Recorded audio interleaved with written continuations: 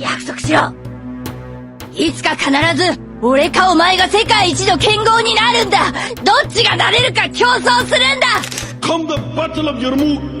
Khalid bin Walid radiyallahu an, he's standing on the front line. The enemy is holding strong. They look unstoppable. They look untouchable. Allahu Akbar. All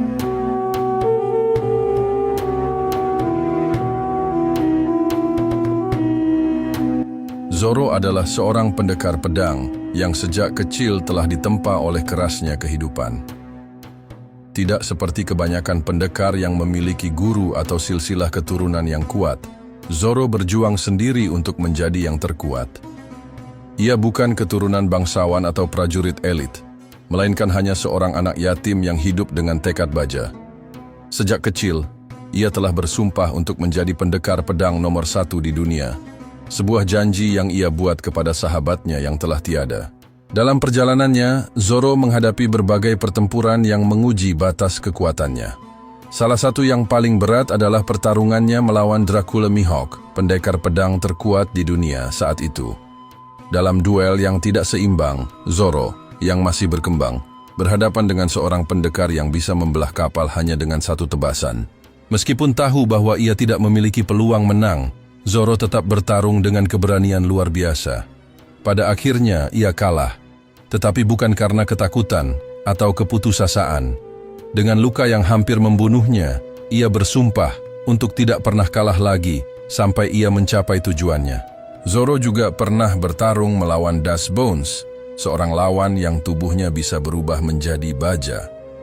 Dalam pertarungan ini, ia dipaksa untuk memahami esensi sejati dari ilmu pedang. Bukan hanya kekuatan fisik, tetapi juga kepekaan terhadap segala sesuatu di sekitarnya. Dengan pemahaman ini, ia mampu menebas baja dengan pedangnya, sebuah pencapaian yang membuktikan bahwa ia telah naik ke tingkat yang lebih tinggi. Selain itu, ada pertarungannya melawan King, seorang musuh dengan kekuatan yang luar biasa.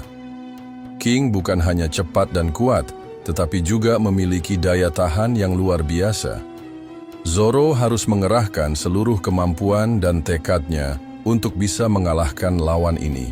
Pada akhirnya, dengan kombinasi teknik, strategi, dan ketahanan fisik yang luar biasa, Zoro berhasil menang, membuktikan bahwa ia semakin dekat dengan cita-citanya sebagai pendekar terkuat. Zoro bukan hanya seorang petarung, tetapi juga seorang pejuang yang tidak mengenal kata menyerah.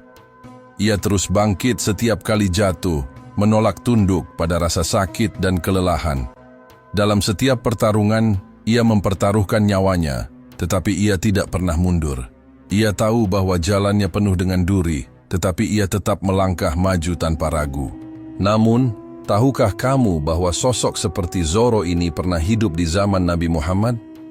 Dia adalah Khalid bin Walid, yang memiliki julukan Sang Pedang Allah, yang tak pernah kalah.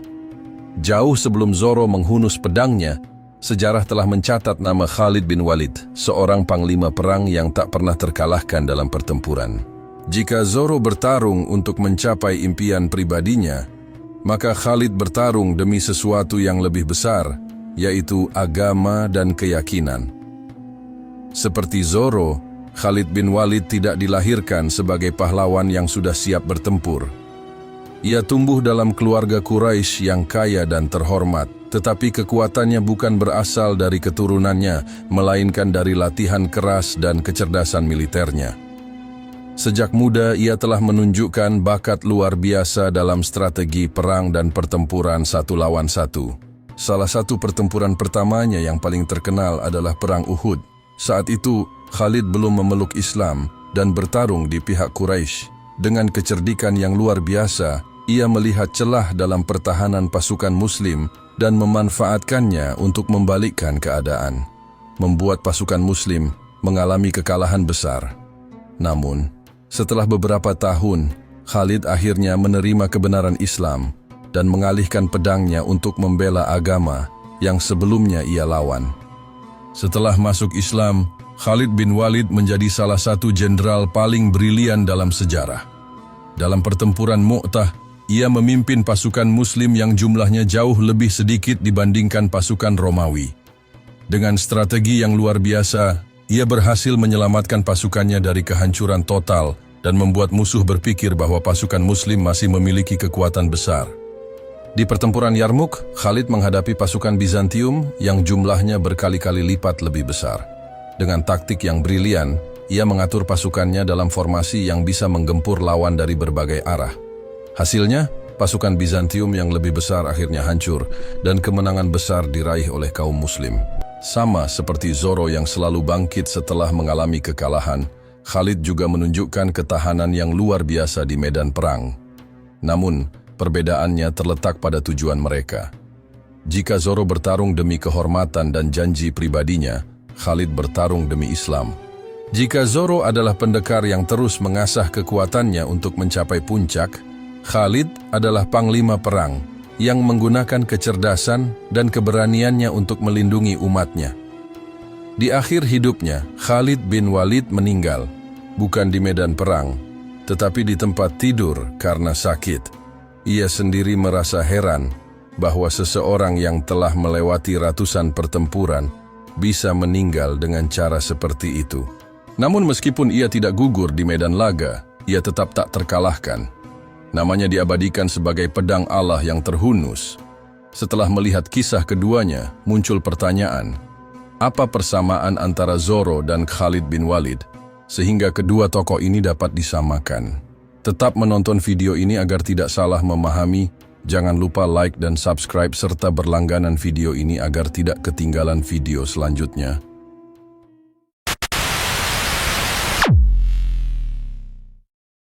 Kadang-kadang, hidup membawa kita ke jalan yang tidak pernah kita bayangkan sebelumnya.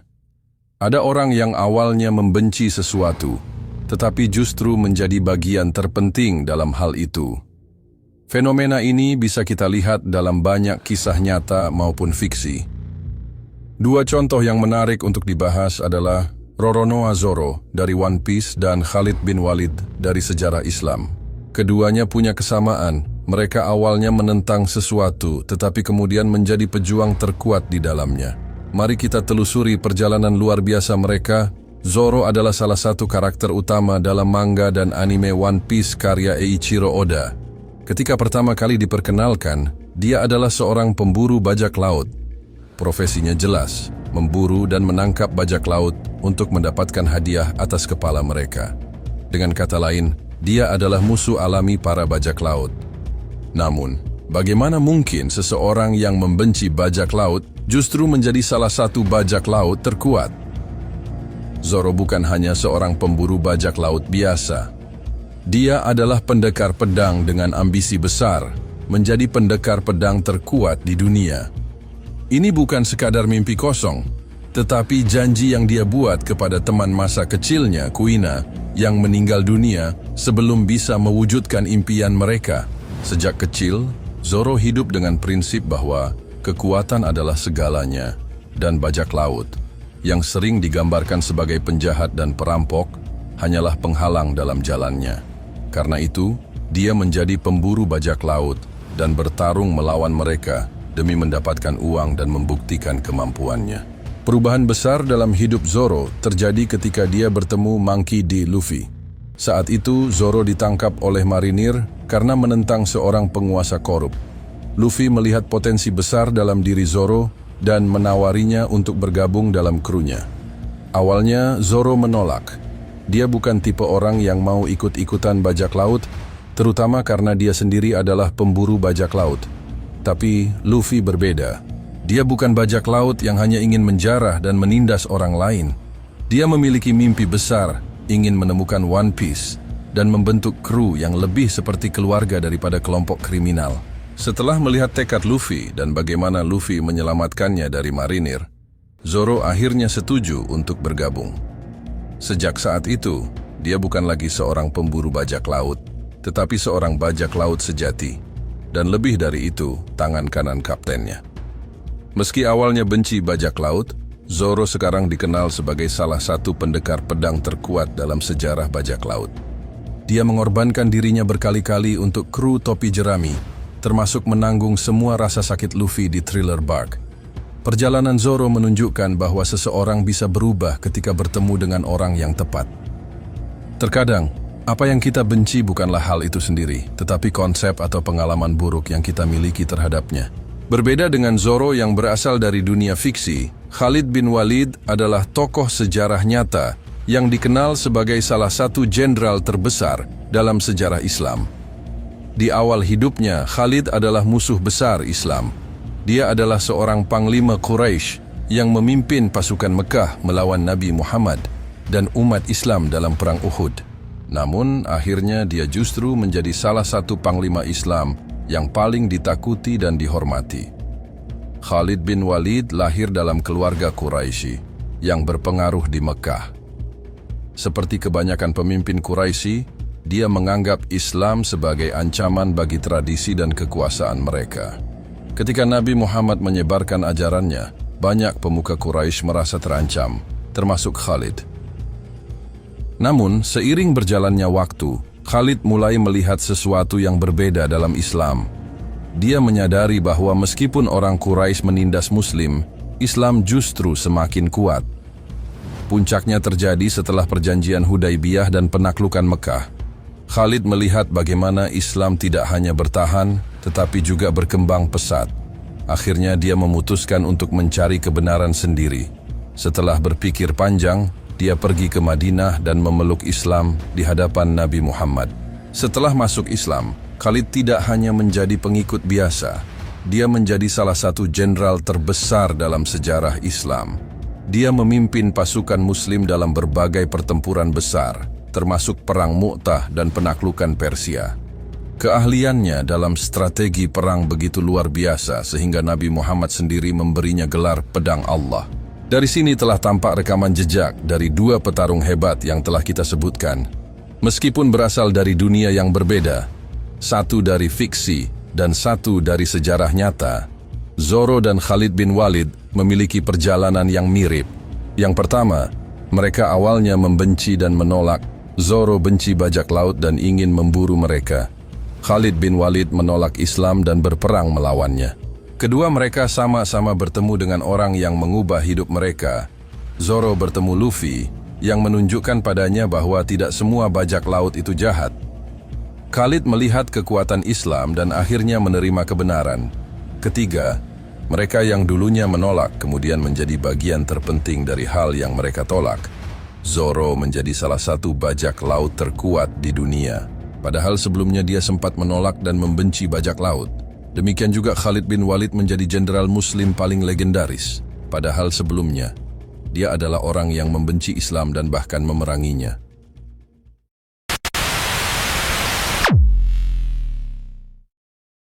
Kesetiaan sejati bukan hanya tentang kata-kata, tetapi tentang tindakan yang dilakukan bahkan ketika keadaan menjadi sulit. Dalam hidup, seringkali kita melihat orang yang mengucapkan sumpah dengan mudah, tetapi hanya sedikit yang benar-benar bertahan ketika diuji. Dua sosok luar biasa ini mencerminkan kesetiaan tanpa batas. Roronoa Zoro, sang pendekar pedang dari One Piece, dan Khalid bin Walid, jenderal legendaris dalam sejarah Islam. Tetapi yang membuatnya luar biasa bukanlah keputusan untuk bergabung, melainkan bagaimana dia tetap setia bahkan ketika diuji di ambang kematian. Salah satu ujian terbesar bagi kesetiaan Zoro datang di Thriller Bark. Saat itu, Luffy telah memenangkan pertempuran melawan Gecko Moria, tetapi tubuhnya hancur karena pertarungan panjang.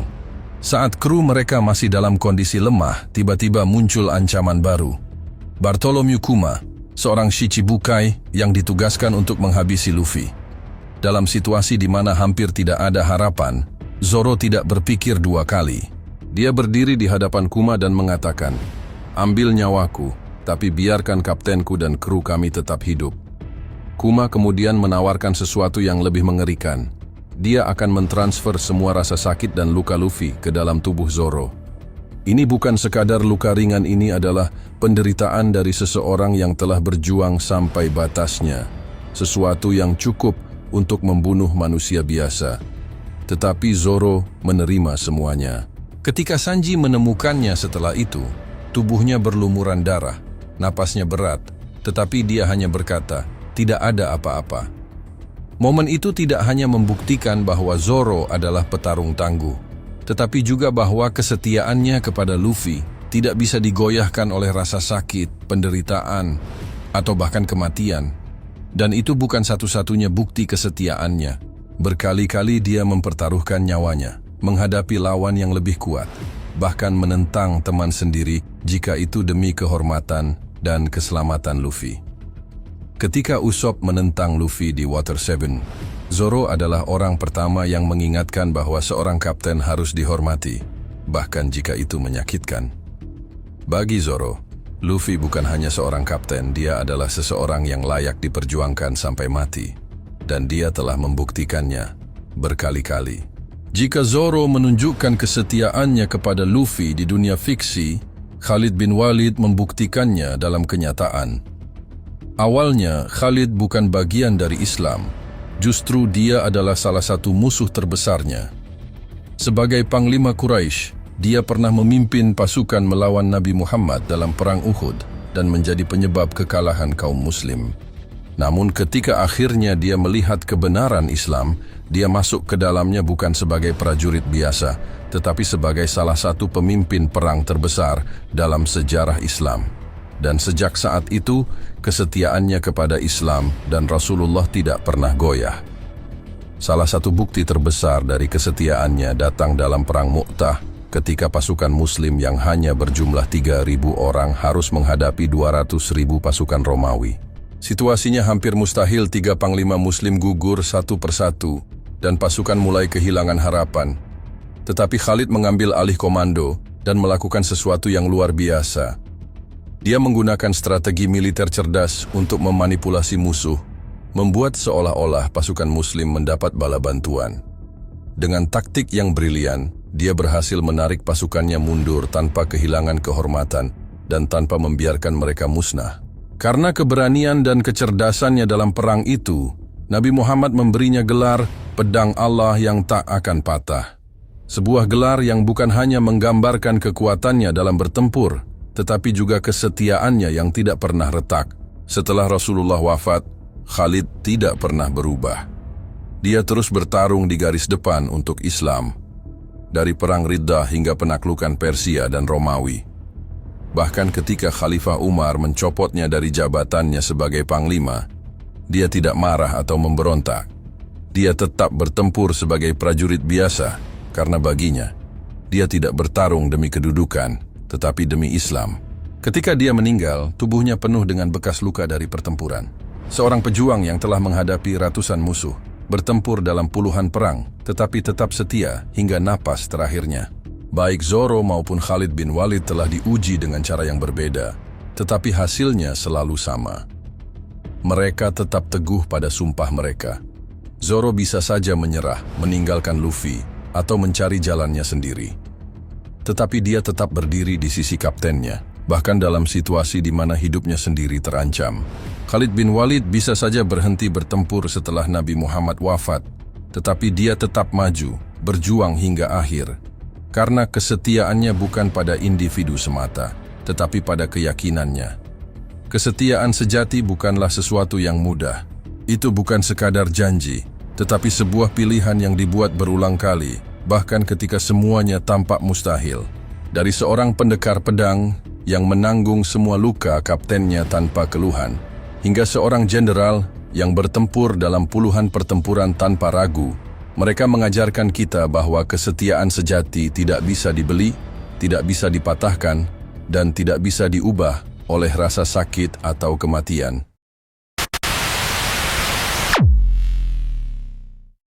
Setiap pejuang memiliki gaya bertarung yang unik, lahir dari pengalaman, latihan keras, dan insting bertahan hidup.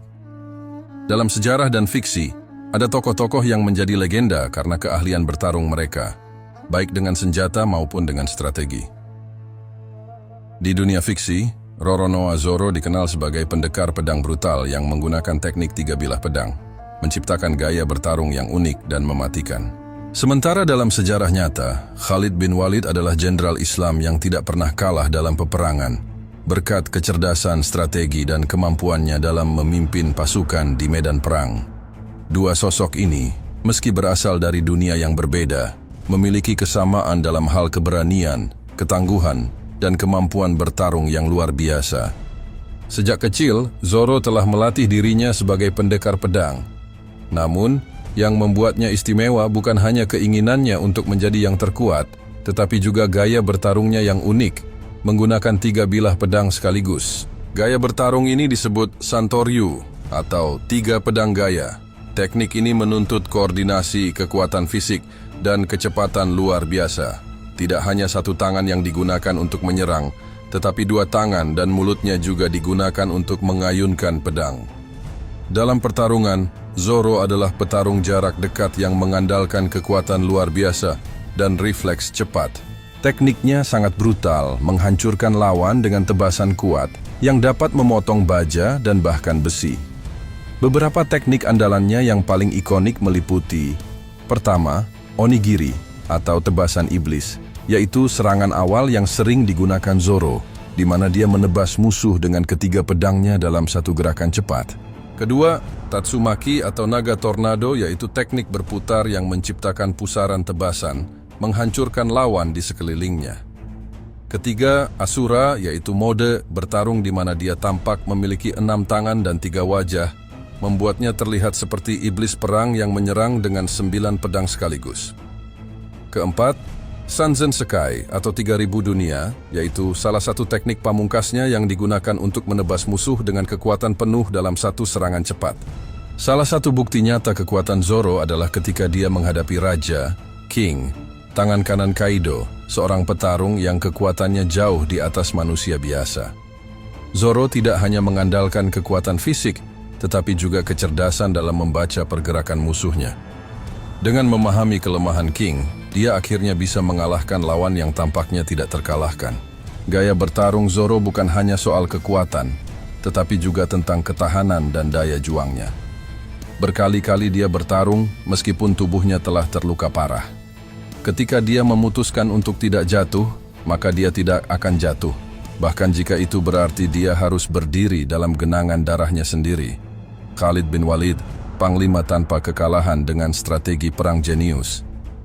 Berbeda dengan Zoro yang bertarung sendirian, Khalid bin Walid adalah seorang pemimpin militer yang bertanggung jawab atas ribuan pasukan. Dia tidak hanya kuat secara fisik, tetapi juga memiliki otak strategi yang jenius, yang membuatnya hampir mustahil dikalahkan di medan perang. Dalam sejarah Islam, Khalid bin Walid dikenal sebagai Pedang Allah, gelar yang diberikan oleh Nabi Muhammad karena keberaniannya dan kehebatannya dalam strategi militer. Tidak pernah sekalipun dia mengalami kekalahan dalam pertempuran, bahkan ketika jumlah pasukannya jauh lebih sedikit dibanding musuh. Salah satu contoh terbaik kecerdasannya dalam strategi perang adalah Perang Mu'tah, di mana pasukan Muslim hanya berjumlah 3.000 orang, sementara pasukan Romawi berjumlah 200.000 orang. Dalam situasi yang tampaknya tidak ada harapan, Khalid mengambil alih komando setelah 3 panglima Muslim gugur. Apa yang dia lakukan untuk menyelamatkan pasukannya? Pertama, dia mengubah posisi pasukan di malam hari sehingga ketika pagi tiba, musuh mengira bala bantuan telah datang. Kedua, dia menggunakan taktik bertahan dan mundur perlahan, menarik musuh ke dalam jebakan tanpa kehilangan banyak pasukan. Ketiga, dia mengganti posisi pasukan depan dengan yang di belakang, sehingga pasukan Romawi berpikir bahwa mereka menghadapi pasukan segar. Dengan strategi ini, Khalid berhasil membawa pasukan Muslim kembali ke Madinah dengan selamat, tanpa mengalami kehancuran total. Setelah itu, dia terus mencetak kemenangan, termasuk dalam Perang Riddah, di mana dia menghancurkan pasukan pemberontak di Jazirah Arab, dan Perang Yarmouk, di mana dia memimpin pasukan Muslim mengalahkan Kekaisaran Bizantium dalam salah satu pertempuran terbesar dalam sejarah. Kehebatan Khalid tidak hanya ada dalam strategi, tetapi juga dalam keteguhan hatinya. Dia bertarung bukan untuk dirinya sendiri, tetapi untuk Islam. Bahkan ketika Khalifah Umar mencopotnya dari jabatannya sebagai panglima, dia tetap bertempur tanpa rasa dendam. Baginya, yang terpenting bukan siapa yang memimpin, tetapi perjuangan Islam itu sendiri.